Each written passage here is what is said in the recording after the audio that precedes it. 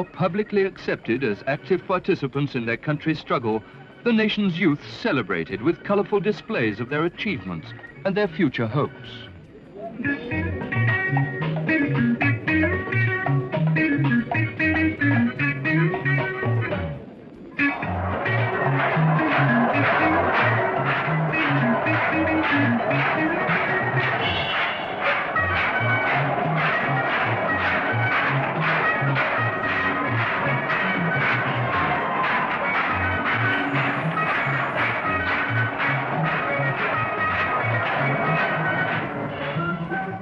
As we have already seen, former generations of Somali students had to learn of the world through foreign languages and cultures. Today, they are taught up to the secondary level, at least in Somali. With government prompting, a Somali alphabet was agreed in 1973, enabling the first Somali books to be published for use in primary, intermediate, and secondary education. At last, the young could learn of and take pride in the culture and history of their own country. The revolution had pledged equality for women also. No longer suppressed by convention, girls and women today are given equal rights in education and the national life. They rank, in fact, among the leaders of the new society. For these future mothers of the nation, domestic science and needlework are new additions to the syllabus.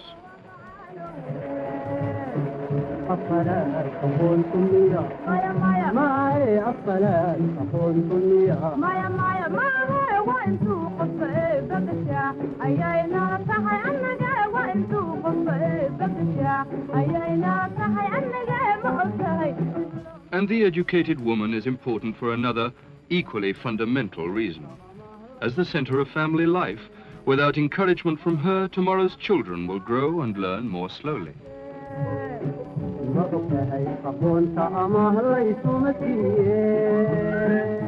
Any country without a national university will have problems in carrying out development projects on its own. They just won't have the skilled technicians. Accepting this as self-evident, an early task of the revolution was to endow a first-class university with faculties chosen to meet the country's specific needs. And their doing so bore fruit. Many of Somalia University's graduates today have already played leading parts in countless development projects of national importance.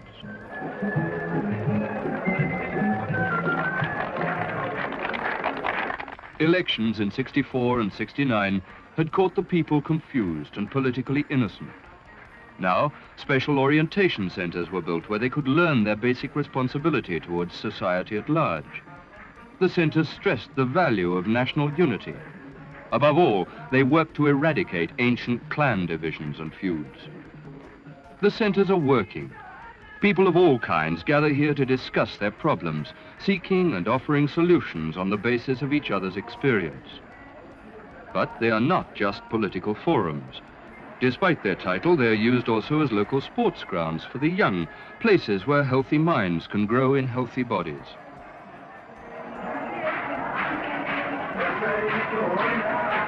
And whoever they be, every person who comes to a center will find a platform on which to express his or her views.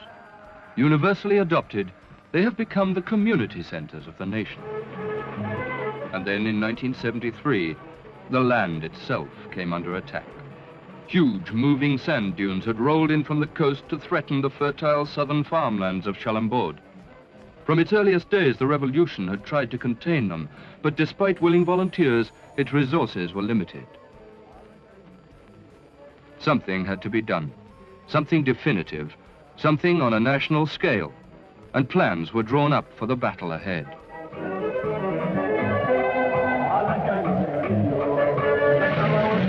Within a matter of weeks, the power and determination of the nation could be seen. Workers and farmers from towns and villages throughout the land poured in to help. At their peak, they numbered 11,000. Their scheme was unique, so simple and cheap that it bordered on genius. Drought-resistant scrub and cacti were brought in.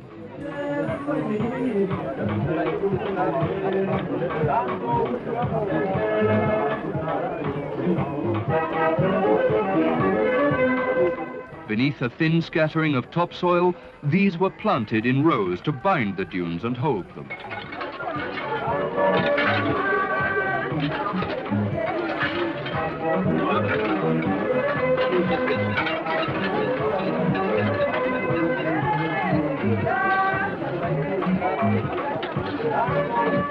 Foreign experts advising the government at the outset had costed the problem's solution in millions. Millions Somalia never could afford. Today, these same experts come here to Shalambod to marvel and study in their own turn. The dunes have been halted in a mere few months, proving the old proverb, wherever there's a will, there's always a way. The sands were beaten, but nature was cruel, attacking immediately from another flank. Now it was the nomads' turn to suffer. A blistering drought hit the country's northwest. Trees were blasted, the earth parched. Livestock died, and the people with them.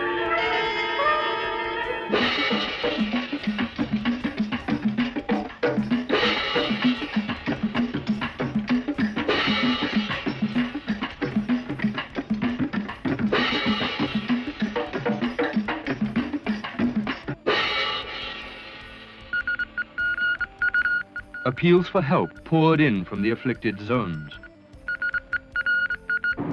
Government supplies were rushed to the stricken region, followed by massive international aid.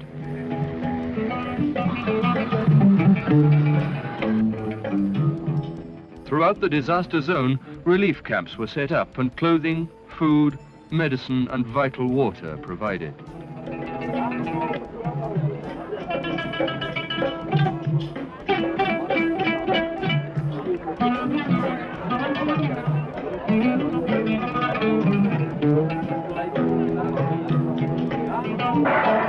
An early visitor to the zone was President Siad himself, come to judge with his own eyes the extent of the damage and the effect of the relief work. As he walked among the victims, his distress was plain to see.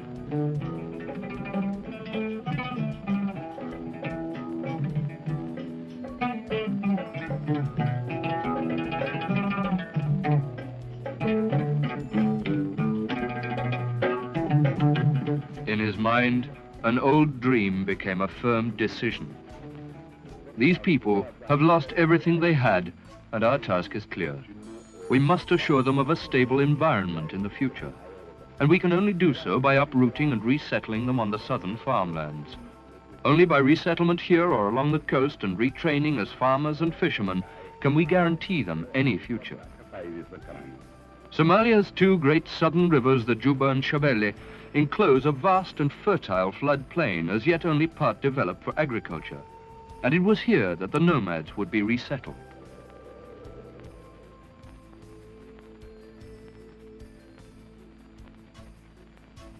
The operation was far from easy. 120,000 people had volunteered to make the move and traveled from the relief camps to a central dispersal point in the north. From here, they would be transported to their new homes in the south and east in one great move by road and air. For the future farmers were settlements at Kurtemwari, Sablale, and Dujuma. For the fishermen at Brawe, Ail, and Abale.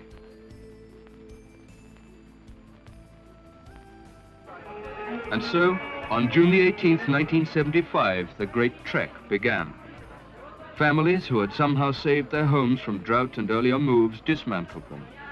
Precious possessions were packed and stowed away for a journey that would take them from everything they had ever known and into a future far removed, at which they could only guess. Infants and invalids were carried onto waiting lorries. Papers were checked as whole families moved together. The entire nation's transport resources had been mobilized and others borrowed from abroad. 16 landing strips had been built for 24 huge transport planes, while over 600 lorries took on the rest.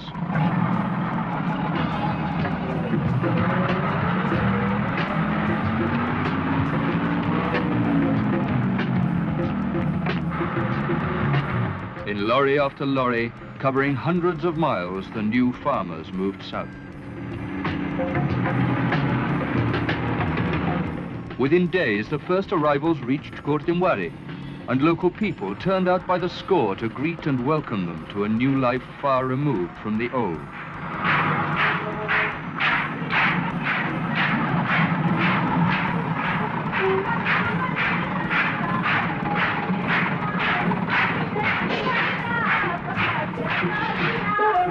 Even the mud and rain which greeted them also must have seemed a godsend after the horrors of drought.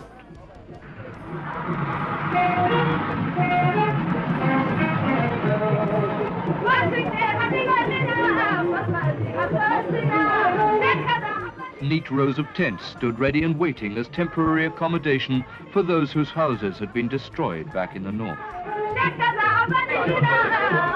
while those who had saved theirs set to quickly rebuilding them in the new settlement. Meanwhile, the future fishermen were also on the move, southwards and east to their new homes along the coast.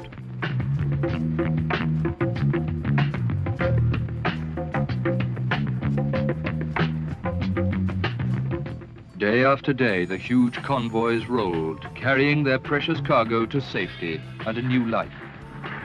The first arrivals in Adale. Wherever the refugees went, they met with the same warm reception.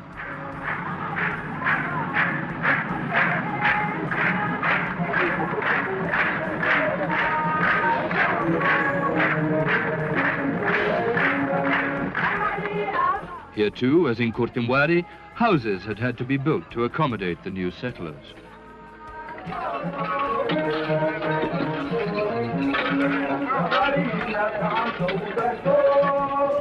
And no sooner had they settled in than schools started for the children.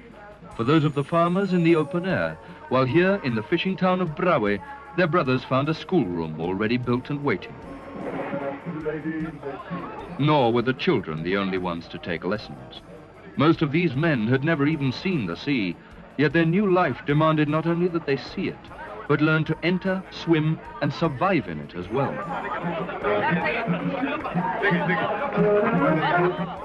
Retraining began for the farmers also. At both Kortimwari and Dujuma, the nomads were allocated 18,000 hectares of undeveloped land, which, under expert guidance, they would be expected to make productive within 2 years. For the fishermen, a first necessity was to learn of the different species of fish off Somalia's coast, of their shape, size, and value.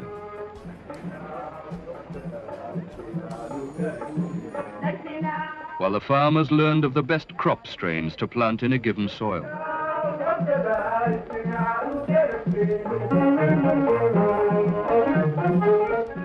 And then there were their tools, the nets, boats, and outboard motors of the fishermen. Without knowledge and care of these, however would they survive? Fishing is one thing, showing instant returns. Farming is different, needing more time and repaying its errors far more harshly.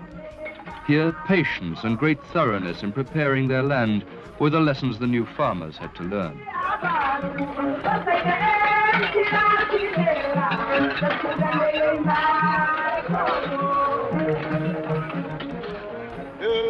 And yet, a mere 3 weeks after their arrival on the coast,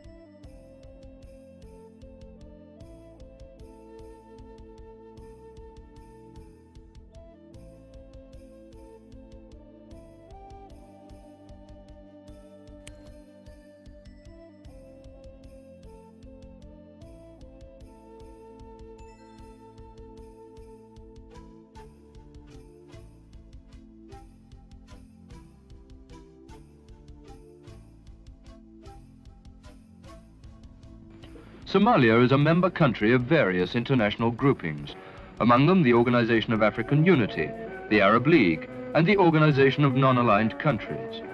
Today, it speaks as a voice in the world at large, a voice to whose views on international relations and foreign policy the world pays ever-increasing attention and respect.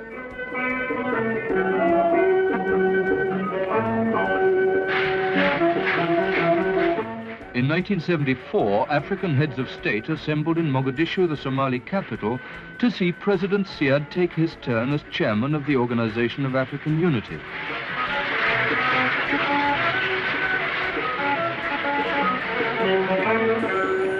In his opening speech to the summit meeting, the president talked at length about Somalia's domestic and foreign policy since the revolution.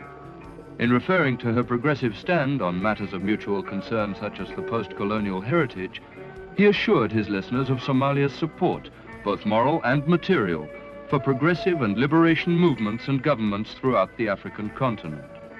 In particular, he singled out the southern countries of the continent, Zimbabwe and South Africa, whose peoples still suffered the iniquities of direct colonial rule.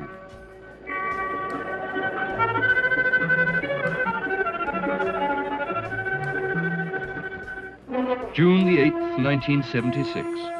This was the day on which the Supreme Revolutionary Council endorsed the creation of a new civilian socialist party to which it could confidently entrust the future government of the Somali nation. It was to be a socialist party of national consent. Such an experience was totally new to Somalia, and yet after so many years of struggle, development and achievement, the SRC was satisfied its job was done and the time had come to relinquish military rule. In their resolution to this effect, they thereby fulfilled their final pledges of the first and second charters of the revolution.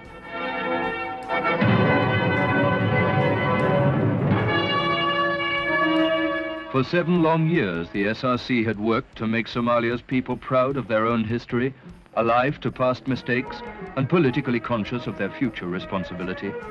Now the people gathered to put all this to the test. It was the first time that delegates from all sectors of the country's life had ever met to have a say in the nation's future.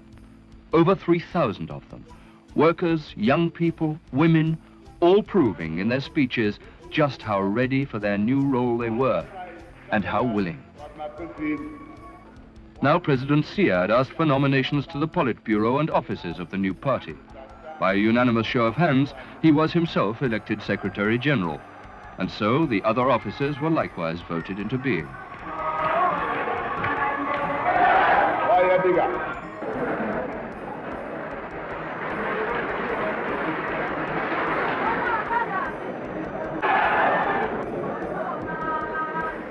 One by one in their nomination speeches, the various national and local delegates expressed their support for the SRC resolution.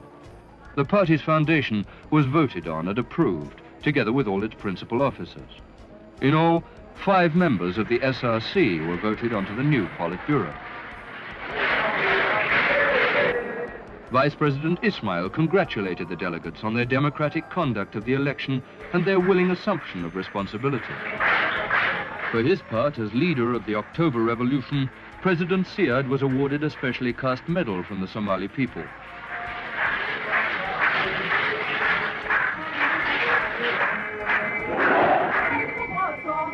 Then came the turn of the armed forces. They had been the spine and sinews of the October Revolution, and now, unit by unit, they entered the election hall.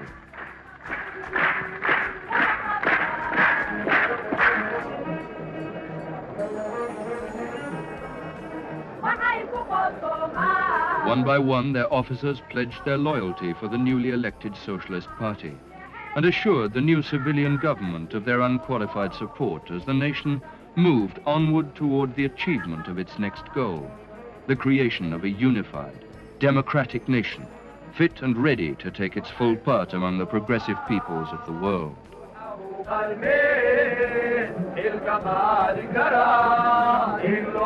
Next to come in were the children, many of them born since the October Revolution. Representing the future of the country, they came in to join their elders in celebrating the new age of which their good fortune had made them a part.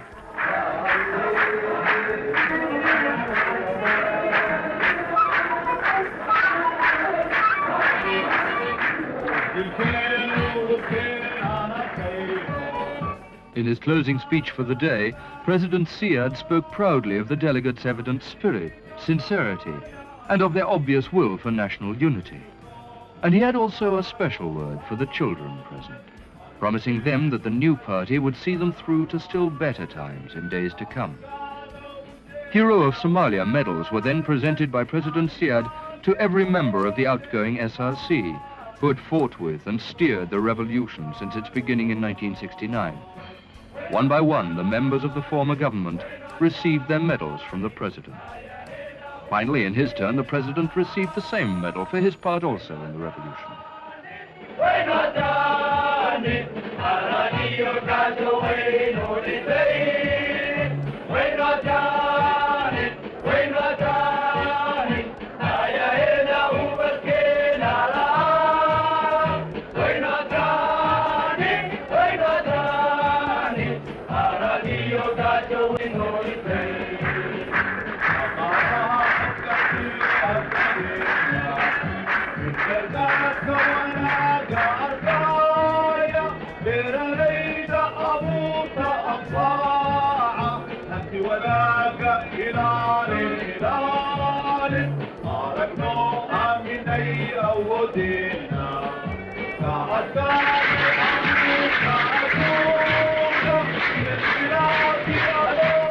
The third day of the meeting was spent by the delegates in discussions on the new party's constitution. In his closing speech, President Siad added his voice to those of many others when he stressed those clauses in it that made it a living part of the continuing drive towards full national unity and progress. Following this, he appealed to all Somalis, whatever their place in life, to pledge total support for the fledgling Socialist Party. And already crowds were gathering in the streets outside the conference center to applaud and cheer the new party's creation. The day after the meeting closed, the new party's Central Committee sat for the first time to take stock of the enormous responsibilities that now lay on their shoulders.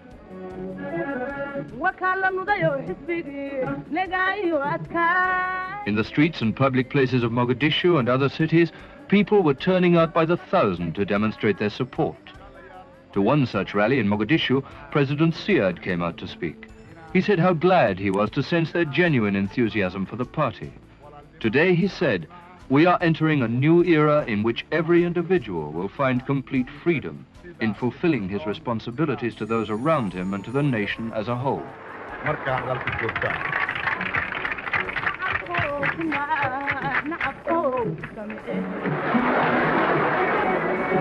No sooner had the party been legally established than political orientation courses were started for party members. Given their heavy new responsibilities, the courses were designed to extend, deepen and develop to the full their political education and awareness that had first been coaxed into life back in the orientation centers of the revolution.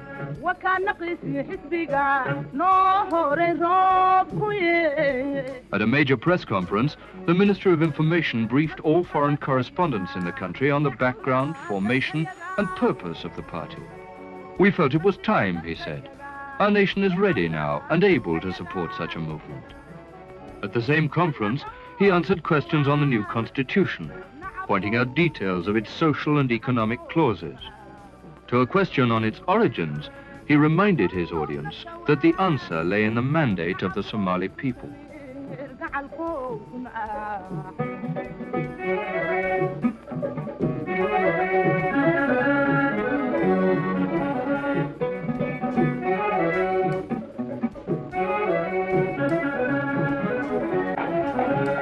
Party membership cards, now printed, are today being issued in growing numbers to the public, eager at last to play a personal role in the life and decisions of their nation.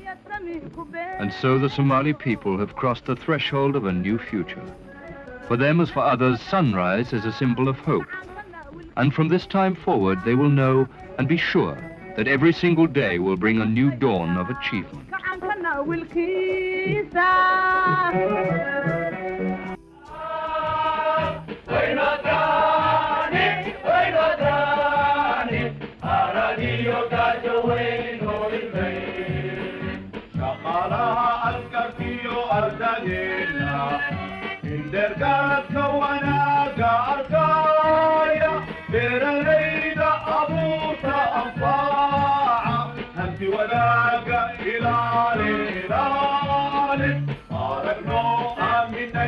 أودينا كأذكار أبو